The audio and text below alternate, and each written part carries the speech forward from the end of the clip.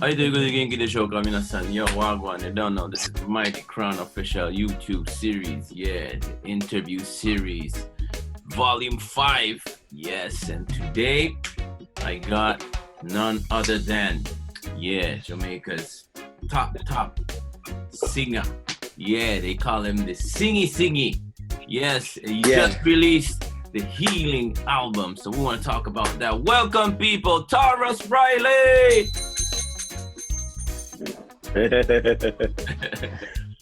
How's it going, man? I'm good. I'm very good. What going on? You alright? Yeah, man. How's your family? How's your family? Everybody good, man. Everybody's good. The place kind of quiet now because the time is different here in Jamaica, so it's late night now. Mm-hmm. You know what I mean? But yeah, thanks for taking the interview. I want to start this interview like right now. So Tarrus, I'm gonna ask you a couple questions before we get into the Healing album. You came into the business quite young, yeah? Yeah, I mean, before me even know. I was around music before I know it, because, man, I'm growing music. I was in the studio with my father long before I can even remember. Long that anyone could remember, because, it's baby days, you know what I mean? How many years as Tarrus Riley now? As an artist? A lot of years. A lot of years as a young man. That's cool, because I started early. So, put it like this. I was recording for my father label. And then my first album was Challenges. And that was released in 2004. I was like a kid. And I was like a kid then, And that's an album. That's my first album. Before that, I was doing dancehall DJ stuff for like Main Street and, whole heap of different people, you know what I mean? Anthony Redrose and Jack Scorpio and my father friend them, But then as a little kid, I DJ and, Okay. Yeah. So you were more like a DJ then, first? Yeah, I mean, I love dancehall. Dancehall music is my generation music. So I grew up listening to dancehall. Reggae was more my father, them type of thing, So I would look up. Like, the legends, man, Beanie, Bounty, Bojo, Capitan, Sizzler. Those are, my elders in the music.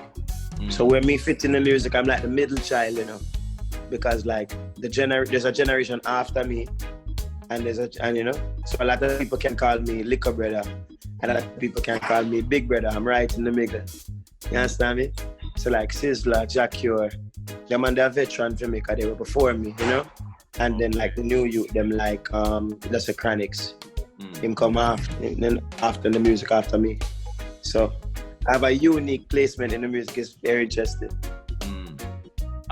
So you're like more inspired, like, from the dancer, like you just named Bini and stuff, but your first album was reggae.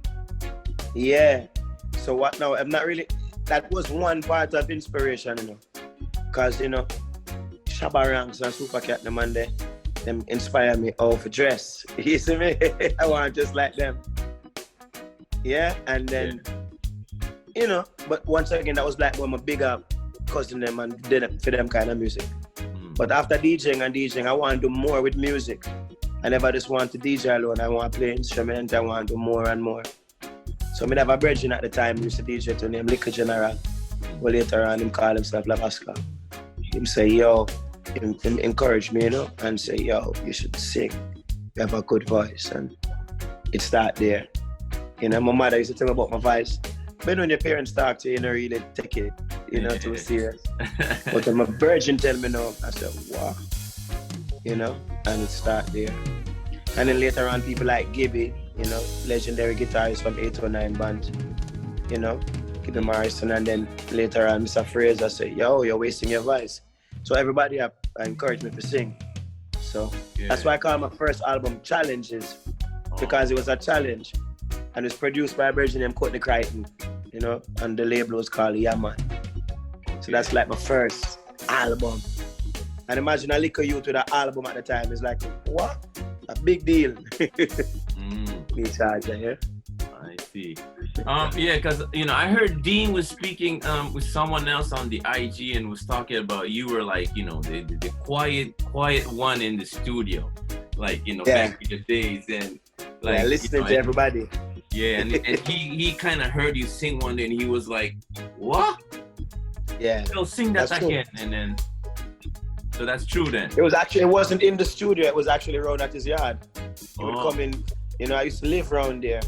So late night when he would come off the road in the studio, sometimes I'd follow him to the studio, but sometimes he would come there and everybody would be quiet, just like how the house is quiet now. And he would hear me playing keyboard like in the back room. And he would be listening, and I didn't know he was listening. Oh, so you were singing, like playing the keyboard, and you were just singing. And just and then my bed, I wait till everybody go to sleep because I wasn't confident, in my singing. So I'd wait till people go to sleep and I'd sing my little thing. But Dean is listening. So one day Dean says to me, "Yo, me hear you write some little tune. Me need you to write a song, couple songs for your artist. I have a session coming up." And I said, "Okay, cool. Wicked." Cause me love, cause remember now me used to DJ, so I'm full of lyrics, I'm ready for write song, So when I go to the studio, so I write up some tune and me and my brethren them and ready up. So I reach studio and I say, "Oh yeah, where the artist there?" I say, sing the tune." I say, "But the singer now come." "Who's the singer?" I say, "You." I say, "What?" Wow. The kind of trick you in that Yeah. Yeah, basically it did trick me for real. For more reasons more than one. You would have to tell you that. Wow. That's a crazy episode right there. Yeah, it's true though. It's very true. I wanted to let the people know how you got the name Tarrus Riley. Tarrus. Well, it's a whole heap of mixture. I have a lot of names now. It's Tarrus, it's Singy, it's Fresh Prince, it's Singy Kravitz, it's T4000. You know what I mean? Back to the Tarrus. Tarrus. Yeah. Yeah. Well, all right. So Tarrus now. I tell you about dancehall again. So everybody had names like Sizzla. And I watch them and I say, "What? Sanchez." Some one-line powerful name. Even though you have Bojo band them name Bojo. Shabba. And I say, Even Shaggy. And I say, "What? You have Power Man, you have Dirts Man, you have Grinds Man, you have Roundhead, you have Ghosts." I'm say, me need a one name. And I can't find it. One time I call myself, what did I call myself one time? Like Dynamite or something. That sounds powerful, but yeah, listen up. I tell you, I'm a father say, yeah, Dynamite. But me say something connect. And then the man must say shot. And I say, I need a name. And my mother said Tarrus. Cause you're Tarrus. By your sign is a Tarrus. I say, And then I find out you have a gun named Tarrus. I say, what? That's my name. Cause I remember knowing you're a little youth, So you love rude boy thing, and then your gun shot. I tell you about Dynamite. So you want to bust out, you want to explode. So I say, what? Tarrus a gun, and lyrical shots, and I start getting crazy with it. And Tarrus, my name, I'm a DJ. And I think I spit fire, like me a shot with the lyrics. So that is the thing. You're a man, so you want a rough name. As I say, like Shabba, Tiger. So I say Tarrus, like, Mufasa. Connect. And then it just stick on like a nickname, and everybody call me Tarrus. My grandmother, everybody start calling me Tarrus. It never moved. Little boy days, little youth, So by the time if you start singing now, I said, I have to change my name. I said, I can't bother find the next name. I just Tarrus Riley. You see me? Yeah. Perfect. Yeah. Well, one and only, the original. Yeah, man. So you released your album. Can we call it an album or EP?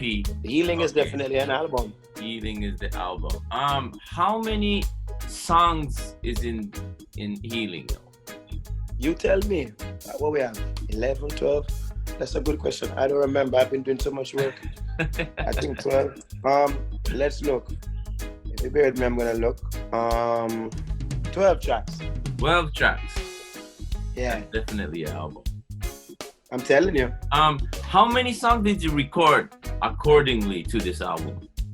All of them. So there must have like other songs that you didn't put in the album. Every song was written in the quarantine. Okay. There's no song that we had before, except Poor Immigrants. That is a classic song from my father. That I think the message is necessary today. So we did that song, a different version. But everything is made right now because of the time that we're going through right now. So all that lyrics came like from the inspiration from today's liberty. Yeah, yes, indeed. Do you also it was like you decide like which songs, or is it like more like a teamwork with you and Dean? It's always teamwork, you know. It's always teamwork. But when you really check it out, it just starts by me making a song, and then making a next song, and then him sending a rhythm. And, you know, we're just making music and find out that we started doing an album without even saying it. So how I describe it like saying, well, all right, one song turned into a few songs. I know you have some new songs. Oh, yeah. Mad. The only other producer besides Shane and this is Russian. Yeah, you know? Russian. Yeah, Russian come through with the lighter song with me and Shensia. Yeah, so now I wanted to talk about that song, the lighter. Okay. Song Lighter with Shensia. Yeah. Well, it's fire. Definitely a fire. Yeah. It's playing on the radio station. Amazing views on the video. Yeah. Crazy. How did that song come about? Was it Russian's idea, or was it yours, or was it Shensia? Who wrote the lyrics? Well, that's two different questions. So the idea is Russian idea. And as far as lyrics, all of us together, and there's teamwork, but the dream work. So everyone bring them talent forth and make a great song. You know what I mean? So that's how it go. Everybody's excited. This song is like a mystery to everybody, you know what I mean? Yeah. And you know, I want to tell you, Russian definitely has vision, you know? Him have a vision, we're different. Man, Russian make hits already. Good Girl Gone Bad. That was also his idea. He said to me, yo, I want a good girl gone bad kind of vibe. And then me do my thing. You know, and don't come back. You know, me and Craig T build a tune and get Russian. He's like, yes, that's it. So that's the cool thing about him. I kind of know him like theme kind of sound. That's cool. I know Shensia now. Shensia make everything nice. Yeah. She just have the vibes and, you know, great. Trust me. The words, sometimes I can't find words to describe our talent and thing. And Romy should tell me long time, say, yo, she watch what? And me see that take time manifest now. So it's all good. You know, some great music on the Healing Project, I swear, brother. Some great music. It really good. Like, I really, you know, enjoyed listening to it. Yeah. One of my favorite tracks is Remember Me. Yeah, Remember Me. Oh, that combo. I mean, my kids, see my son over here. Come here, boy. I'm at Japan, see you. Say bless up. Well, go on. Even though another bag of camera thing, you know. Just say bless up. Yeah, Remember Me is a song everybody praying. So it's a song just saying, yo, look here now. Father God, remember me. You know, holy people are praying. Remember me. And it has a whole heap of different meaning because, you know, we lose a lot of great people. In 2020, recently we lose Toots, rest in peace of Toots. We lose Babandi. You know, Shensia lose our mother. A lot of people who are not as popular as me and you lose a lot of people. So, you know, even recently one of my friend, she lose her baby in birth, you know, having birth. So it's like, you know, so a lot of people are remembering them loved ones that are gone. But a lot of people have it like that kind of meaning too. Okay. So that's cool. I mean, it's bad. And then you have besides Shensia, you have TJ. Dexter Dubs. And I have Dexter. TJ. I have Conscience. You know me. I have Dean Fraser singing. What? Yeah. Wow. Yeah. Oh, I didn't know that. Can you tell us your special relationship with you and with Dean Fraser? A lot of the relationship where you, the chemistry where you and Dean have. A lot of artists probably is maybe jealous of you, kind of, you know, always around Dean Fraser, and because a lot of people probably want to work with Dean as well. What that's is true, but I tell you, a lot. Dean works with everyone. Dean works with everyone. Yeah, and but Dean like, has always been working. Listen, let me tell you. mm-hmm. So Dean works with everyone, and Dean has been working with everyone. And I've known Dean before I was singing, you know. Like I tell you, you know, from as a little youth, people like Sly and Robbie, Barry Salmon, Dennis Brown, Dean Fraser, you know, Nambo Robinson. So a lot of these people are my father friends. Mm-hmm. So we kind of grew up seeing Dean Fraser as Uncle Dean, you know. When that's Uncle Dean. So later on, with me and Dean being so close, Dean know my mother, Dean know my father. Dean is like, you know, close to my family. And then when me turn young man now, you have to really kind of say, Dean, discover me. Because Dean believe in me when a lot of people never believe. So, you know, can teach me about music, can teach me about life. He's like a father figure sometimes. He's my band leader, he's my producer. So me and him close, you know, and he's that for a lot of youth.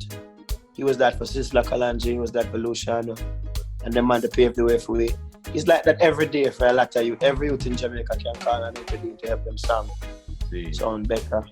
And, you know, so I just never leave him, you know. Him give me the start and I just keep him close. Yeah. I see. Like, you probably spend like crazy amount of hours like in the studio, right? Like for let's say like I don't like it too much, you know. Yeah, you I don't like like staying there long. Unless I'm working. If it takes too long, maybe it's the next day. The vibe is supposed to just flow. So I like leave that to engineers and other people. I need to ready, and when I go in, it feel nice. I give it a couple hours and then I'm gone. I can't bother with the hours. Yeah, man. If I take listen to some of my greatest songs, I record them in one take. Oh wow. Or like 2 takes and stuff like that. I don't believe it's supposed to be long, too long. You know what I mean? To do the work. It's supposed to be. If it's taking too long, maybe we need to think about what we're doing again. I like when it flow. That's just me. Like, so when you go into the studio, like you have the song prepared already, or is it like you write the song in the studio, or you have it ready? Well, we can write songs in studio, but I mean, most of the time I like kind of knowing what I'm going to do in there. Okay. Because then I can kind of build my mind of how I want to do what I want to do. That's why I like doing. But many of times I've written songs in studio. And hit songs too. Yeah. I see. And every producer have a different vibe. So some producers, you know, them have a vibe for writing music also.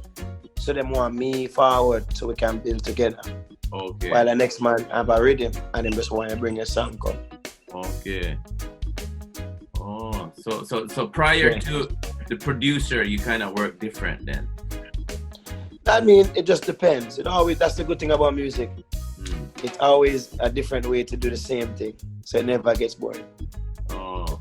Like, how do you get your inspirations, like, to the songs? Sometimes it's my personal experience. Sometimes I look at you and say, wow, that you go out with. And next time I read something. And next time we hear a story. Inspiration. The word inspiration means in spirit action.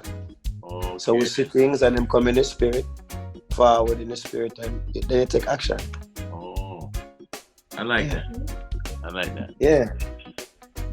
Inspiration. Check it out. Creation, the act of creating. Inspiration is action after something is in the spirit. Okay. Yeah. Is there any artist that you don't get along with? Not to my knowledge. I get along with artists. I don't. I'm an artist. I know how it is to be an artist. I don't really have a problem with artists. Do you more like musicians. do you mingle with a lot of artists, or you kind of keep it to yourself?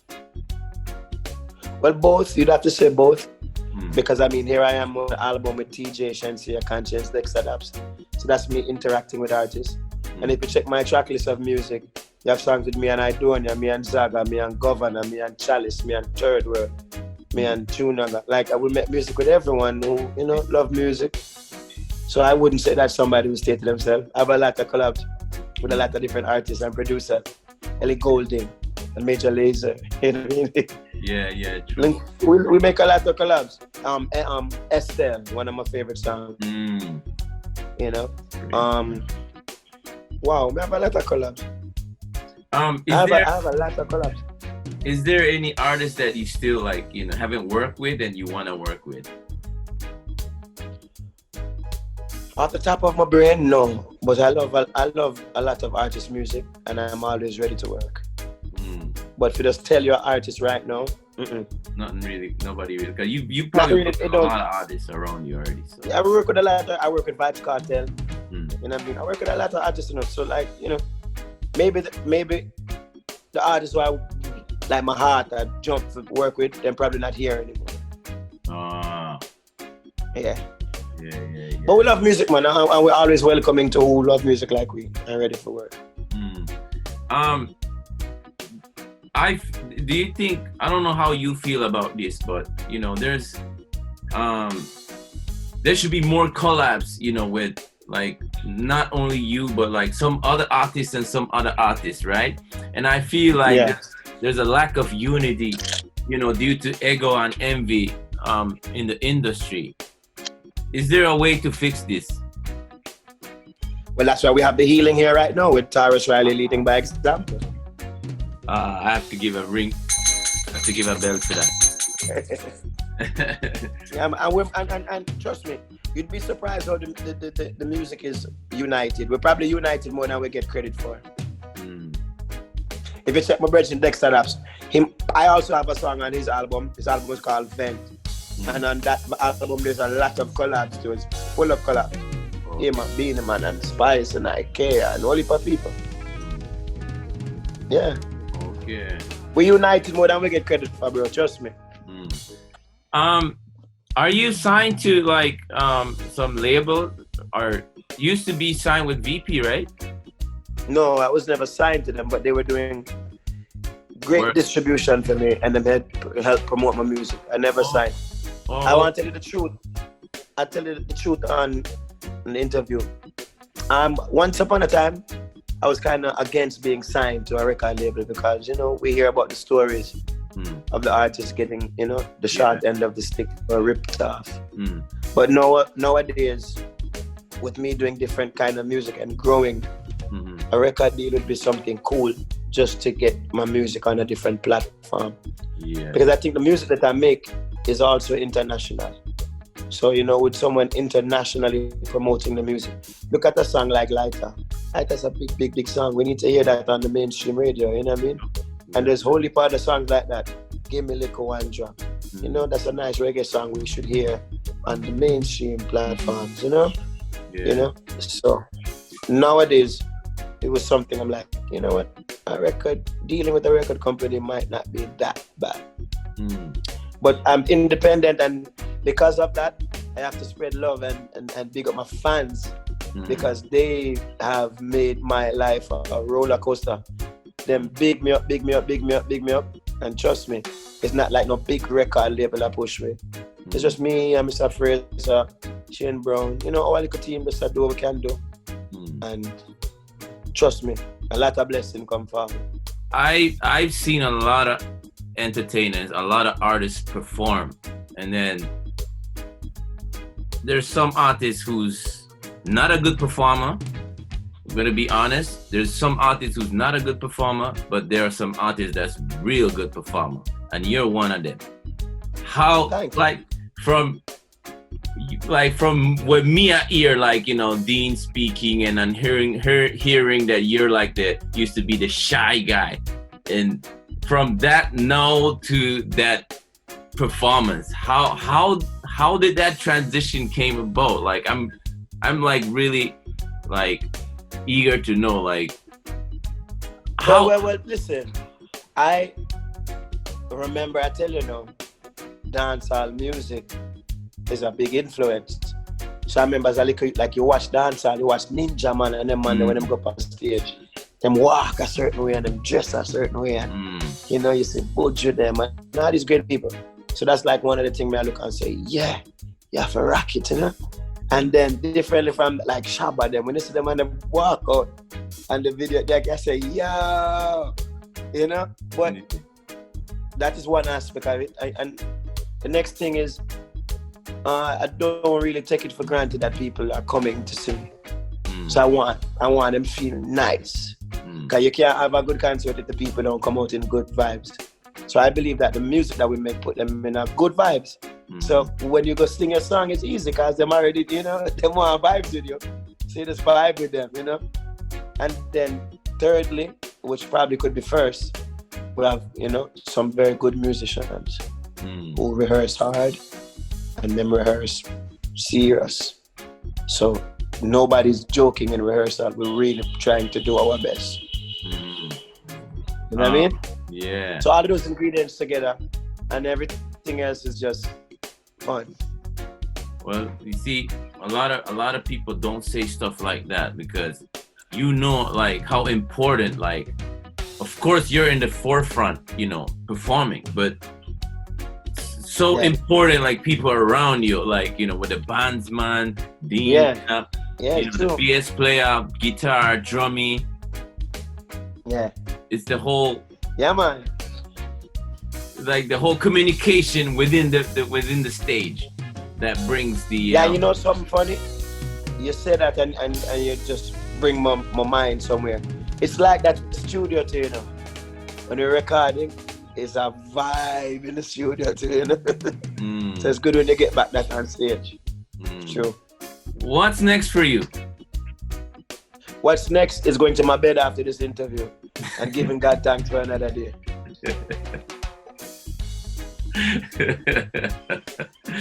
This man is so hilarious. No, it's reality.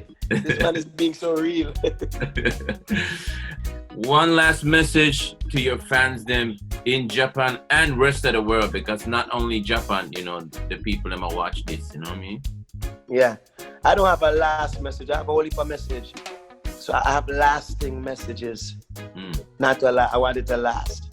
And what I want everyone to know who support me is that I really, really, really give thanks, you know. Once again, I'm an independent artist with just a dream and a vision. And I want to take my music to the world. And you all are helping me do that. So I just want to thank you very much. And if you keep listening, I'm going to keep giving you music to make you feel nice. That's all. It's not a last message. I want this message to last. And don't get lost. Well, you're a real DJ. You just keep on rhyming. I mean, you know the vibes, man. Yeah. Tarrus, thanks for your time. Enough respect. Give thanks. People, look out. If you haven't heard the album yet, Healing, you gotta listen. It's a bomb. Tarrus. Arigato. Thanks for your time, man. Enough respect, man.